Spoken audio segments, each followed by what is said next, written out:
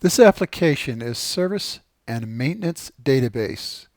This is the base design was originally the Serviceman business, and it's been redone completely and remodeled and added a lot of new features.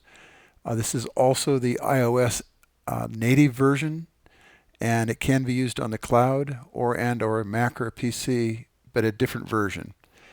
But exactly the same contents as for this one.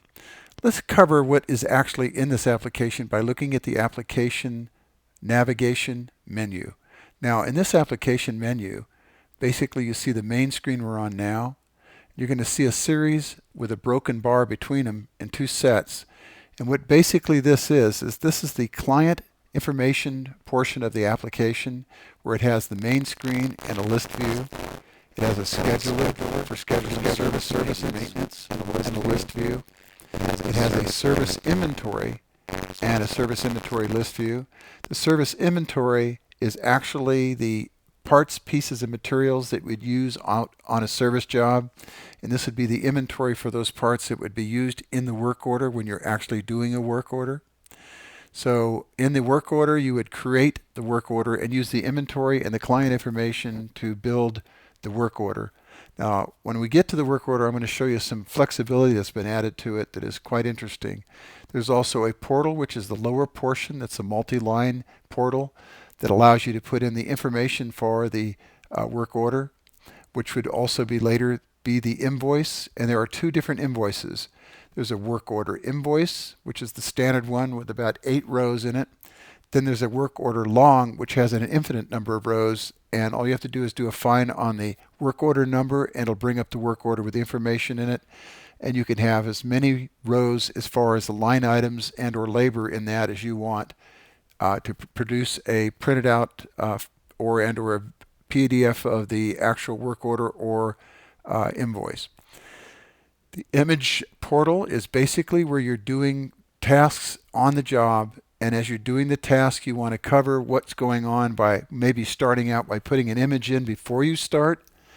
And this is kind of a safety measure for the technician, because if you're going to be climbing in under somebody's sink, or you're going to be in their water heater, or wherever you're going to be working on their products, or even on a washer, dryer, whatever it may be, take a picture as you're progressing through the services and add as many as you need to for that particular work order to cover what you did and show what things you had to remedy, what repairs you had to do, and what the condition overall of the products are that you're replacing when you're taking them out and putting in new ones. And then there's a list view that shows you all the different images that are in that particular work order list view. Let's look at the service information. This is kind of a new thing that was not in prior apps. What this is, this allows you to take data from either a website or something that's digital where you have text and images, where you can go ahead and put information about the service that you're going to be providing that has the information that you may want to use in the field. And it actually can be copied and pasted into other records if you needed to. Say, for example, you were taking off a water pump and you wanted to show people the step-by-steps of what you went through to do that. You could do it and also have the information taken from a source, maybe from the manufacturer's handbook or whatever, that would provide that information. This is something that a technician can use to fall back on later on if you have either a set of instructions or updates or something that's being done where you have to have information that came from the technical support group or technical support website, where you can annotate that into this record and have it for that work order when you go to do the job. Vendor's purchase order. Basically, this is a little expansion of the older app where you can actually go out and buy things from any vendor, including, it could be Home Depot, it can be any type of outlet store or wholesaler, anywhere it may be where you're going to buy it, or online if you have to order it online.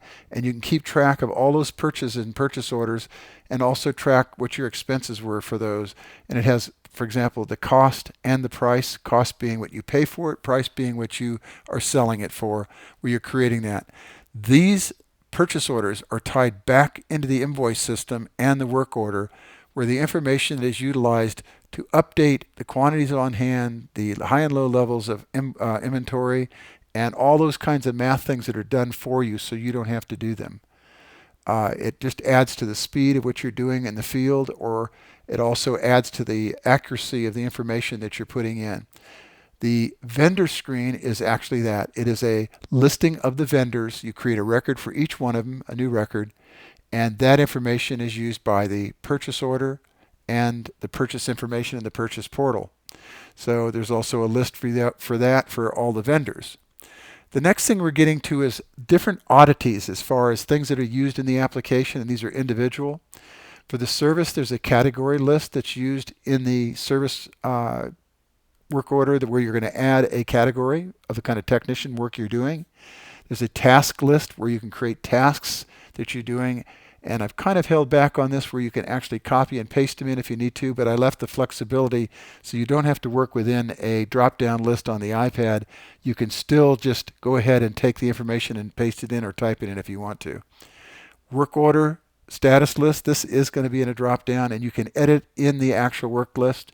That's the beauty of having these work lists. They're workarounds that allow you to edit the actual drop-down list on an iPad or an iPhone, where you can't do that on the iPad if you didn't have these files out there to be able to edit them. And of course, you can always add additional information or edit what's in there. Sales report. There is a sales report that quantifies the work order and what was bought by each transaction that you do by the work order number. And what it does, it provides you a report within there of each and every work order that you want to view, maybe by a client or a specific date range or whatever. But you can use that to find particular work orders or the work orders you specifically want to work with. There's an inventory report, which takes a lot of the information about the inventory that's on hand and provides low levels and high levels. So you can see that, and it also actually flags, using a conditional formatting, flags low levels so you can look in the report and actually see everything that needs to be purchased through your purchase order by what's low in the inventory report. There's also a flag that's brought up for for payments that are not actually paid off yet, that have a balance on them. So you can see the balances, they highlight them in red so that they're obvious that you didn't get paid for certain things if they're on time payments. Then there's a mileage report. So if you're on a trip where you're going to actually collect mileage so that you can get paid off on your taxes at the end of the year if you're an individual, or if you're doing it for a company, you can take the mileage so that they have a running tally of tax miles that they can write off at the end of the year. Then there's a payment portal. The payment portal works in conjunction with your invoices and your work order, where you're actually paying in the amount, bringing it in from the client as you're bringing in the payment. And it's made so that it's a multi-line, so you can have a number of transactions on that particular report as far as the work order is concerned from the payment. And it's right on the work order screen, so it has a popover where you can bring it up and do the transaction to complete the order if it's paid for. But if there is a balance, it's going to flag the balance on that work order so you know that there is a balance. And of course, within the actual work sales report, you're going to see in the sales report, like I said, where it flags an incomplete payment. Now, with this application, I'm kind of going through this a little bit more than I normally do, because as you start this application, you're going to be doing new things that you haven't done, and you're going to be using new things that you haven't used before. And these are called popovers. This particular thing you're looking at here is called a popover. What it allows you to do is pop up information that when you click away from it, it goes away. So if you're working through popovers, you want to be able to pop out of them by either clicking back on the button you came in on or clicking anywhere on the open area on the screen, and it makes it quite simple to use as far as getting around. One of the beauties of this is on every screen, so you have one tap when you're working with an iPad or an iPhone, anywhere you want to as far as the application is concerned. And of course, this would still be true of the Mac and the PC, where you can tap on it, or on the cloud, it's the same situation where you can navigate through the application. Now, what I want to point out is that on the iPad, there is a pop-up thing that comes up from the bottom, which is part of the menu system on the iPad. I've disabled the top one, but I've left the bottom one. There is a minus and a plus on this corner of that particular menu. In fact, I'll go over and I'll show you that by clicking in one of the screens and then clicking in a field. and you'll see when you pop up, you get this plus and minus right here. If you get a plus and minus, do not use these.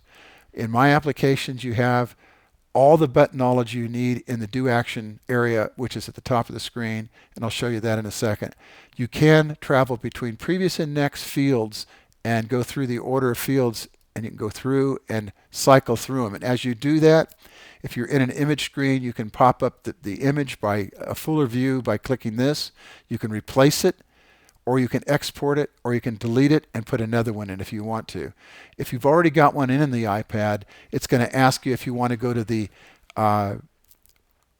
photo library to add another one. If you do a replacement on this, you can also do audio replacements. You can paste in a signature, and in this case, you can go out and get a photo from your photo library. You can even ask and add music if you wanted to. It's not really necessary, but it's capable of doing that. And you can also attach a file.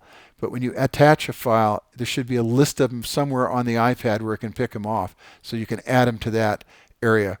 The next screen we're going to be covering is the client screen, and you can leave here now and go to that next lesson. Thank you.